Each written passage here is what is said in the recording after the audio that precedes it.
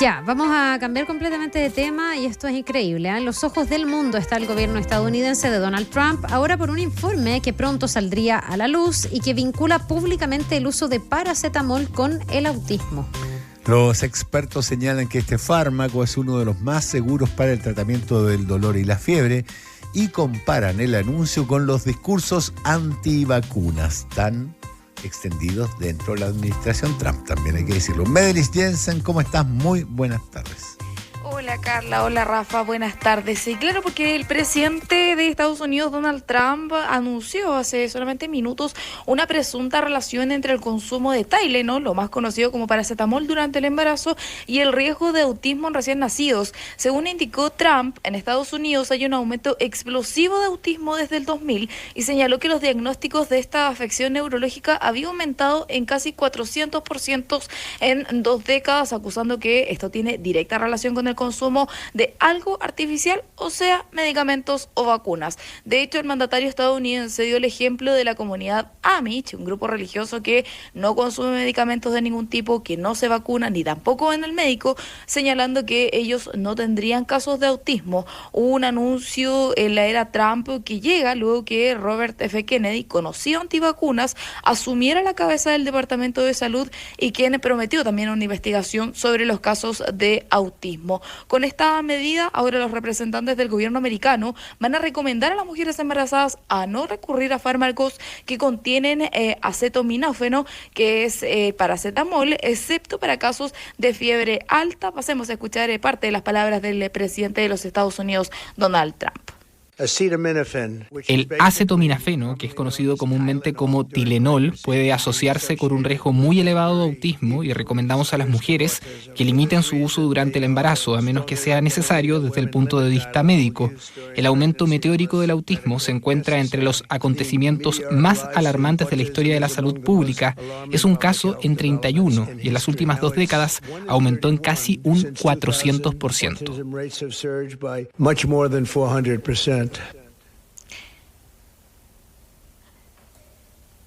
Ya, ahora, ¿qué dicen los expertos de todo esto? Medelis, ¿es seguro o no el paracetamol? Este es un medicamento, además, de uso demasiado cotidiano, digamos, de un uso muy extendido también en nuestro país. Acetaminofeno o Tylenol son denominaciones del paracetamol, claro, que uno se compra como genérico en cualquier lado.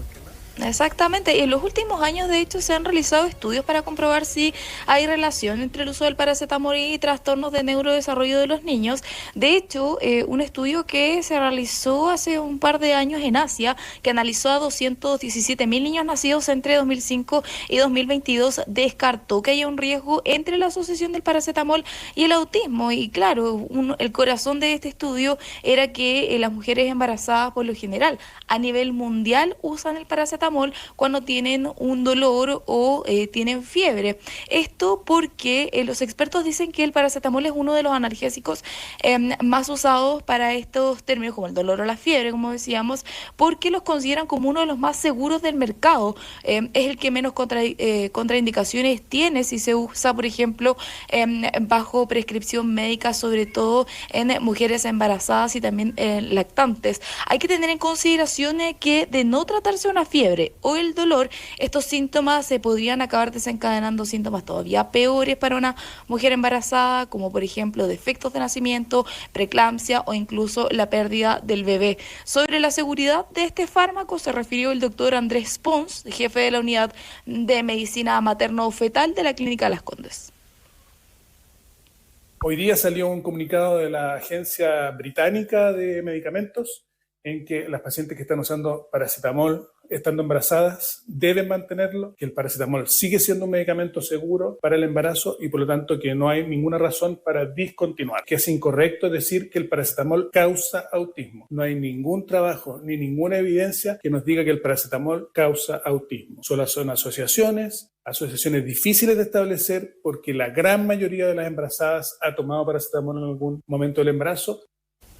Bueno, otro de los puntos que Trump puso sobre la mesa durante esta conferencia es el uso de las vacunas. Acá señaló también que a los niños hay que comenzar a vacunarlos desde los 11 años, siguiendo la línea antivacunas que tiene Robert F. Kennedy, secretario de Salud de Estados Unidos, que ha relacionado también el uso de las vacunas con el autismo. Una situación que recuerda también a las publicaciones de estudios científicos con información falsa a nivel mundial que hace un par de años se relacionaban el uso de las vacunas con el autismo. Este tipo de hechos, según expertos, ha llevado a que aumenten enfermedades como la sarampión en niños cuyos padres no quieren vacunarlos, y donde incluso en estados como Texas, en Estados Unidos, se han registrado récord de contagios a pesar de haber sido una enfermedad erradicada.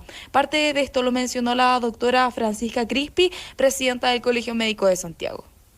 Ya lo vimos esto cuando se vinculó erróneamente a las vacunas con el trastorno de espectro autista. Vimos que esa fue una publicación científica que luego fue retractada porque era una publicación científica maliciosa que usaba datos falsos, por mucho tiempo hoy día seguimos cargando con este mito de que las vacunas causan autismo, siendo que hemos visto estudio tras estudio. El último es un estudio danés que tiene una cohorte de millones de niños en el cual vemos que no hay ninguna relación causal entre las vacunas y el autismo.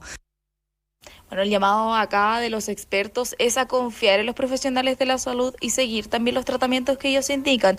También siempre usar los medicamentos con precaución y evitar automedicarse, y confiar también en que las vacunas que están comprobadas son seguras para la población, existiendo estudios científicos y también certificación por parte del Estado que las avalan.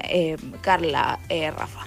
No podemos olvidar un par de datos. En el 2020, en la peor fase de la pandemia, Donald Trump dijo que para combatir el virus, el COVID, le estaba tomando hidroxicloroquina, un antimalárico. Dijo que también que la luz solar era buena e incluso que podían usarse inyecciones de desinfectante como estrategias para acabar con la crisis sanitaria. Aunque a usted le pueda parecer absurdo, llegó gente a las urgencias de instituciones de salud porque habían tomado cloro, porque tomar desinfectante podría haber sido bueno. Eso es un poco lo que opina de la salud Donald Trump, digamos. No sería problema si él aplicara esos remedios con él solamente, pero además puso en el Ministerio de Salud a un señor que se llama Robert Kennedy, que debe avergonzar muchísimo al Robert Kennedy original, porque es antivacuna y ministro de Salud en Estados Unidos. Y en relativo al caso de sarampión que tú mencionas, hizo un discurso, una exposición ante el Congreso, sale en una columna de Daniel Matamala, en que la palabra ciencia no fue mencionada ni una sola vez, pero la palabra Biblia fue mencionada 12 o 15 veces. Y ahí tenemos un problema grave, porque sabemos qué ocurría cuando la Biblia era usada como manual de salud, la Edad Media, y la gente se moría como mosca. Y desde que la ciencia se ha ocupado de esto, la mortalidad, sobre todo la infantil, ha disminuido hasta los niveles que tenemos hoy, nunca antes visto en la historia de la humanidad. Y finalmente, hay acá un problema de una falacia, la falacia que se llama cum hoc propter hoc, algo así, que es que hay la correlación no implica causalidad. Que era lo que decían los expertos. Claro, una correlación entre dos hechos no implica que uno sea causal del otro. El viejo asunto de que si tú tiráis un gusano en un vaso de agua, nada, si lo tiráis en un vaso de alcohol, se hunde, se muere, y la conclusión es que el que toma alcohol no tiene gusano. No hay una correlación entre esas dos cosas, es una deducción incorrecta. Pero el problema es que uno, tienes a un presidente diciendo eso, y dos, tienes a un público entre los cuales hay gente capaz de tomar cloro para evitar el COVID, como no va a haber gente capaz de dejar de tomar el Tylenol o el paracetamol, aunque ha dado históricamente buenos resultados contra la fiebre. Sí, pero es complejo también, porque yo pienso en ese universo de mujeres embarazadas que escuchan esta noticia y que obviamente se alertan raja, claro. Porque también cuando se trata de uno solo, bueno, es uno mismo, pero cuando tienes una guaguita en tu vientre, digamos, y tienes que tomar decisiones que también la afectan, escuchar este tipo de información, por supuesto que te alerta el triple que lo que haría en una situación normal. Yo creo que es bien irresponsable, y en la historia tenemos casos muy complejos, donde ha costado mucho combatir la fake news. Tú debes haber escuchado y hasta el día de hoy pesa sobre algunas vacunas que están en nuestro Plan Nacional de Inmunización este mito de que tendrían relación con el autismo porque tendrían este conservante de mercurio que se llama timerosal. Claro. Hubo un científico que a fines de los 90 hizo supuestamente estudios que avalaban... Con ningún estándar médico. No solo eso, se descubrió que era un fraude. Estaba absolutamente, en el fondo, falsificado algunos antecedentes y hizo una correlación que no tenía ningún tipo de veracidad, digamos, y esto hasta el día de hoy todavía sirve de argumento para esos grupos antivacunas que lamentablemente siguen existiendo. Entonces, claro, tirar así a la rápida una noticia como esta, además a este nivel, digamos, de lo mediático, en una voz como la de Donald Trump, es algo demasiado liviano para el impacto que tiene, para la profundidad y para lo que puede permanecer en el tiempo. Ojalá que, sirva el que nosotros fuimos, hablamos con expertos, los expertos dicen que no hay ninguna evidencia científica de esto, que hay que estar tranquilos, pero yo asumo que puede haber una parte importante de la población mundial incluso que lo pueda llegar a creer. De hecho, Carla, acá hay que hacer un punto, porque si no me equivoco fue la semana pasada que el Comité de Vacunas de los Centros de Control de Enfermedades de Estados Unidos, que también fueron nombrados por Kennedy, despidió, en masa por un lado, científicos que formaban este centro de investigación en el fondo de vacunas, y también dejaron de recomendar esta vacuna cuádruple que protege por la varicela, las paperas, el sarampión y la rubiola. Entonces es un gobierno que está diciendo no se protejan contra estas enfermedades porque se pueden enfermar de algo más grave.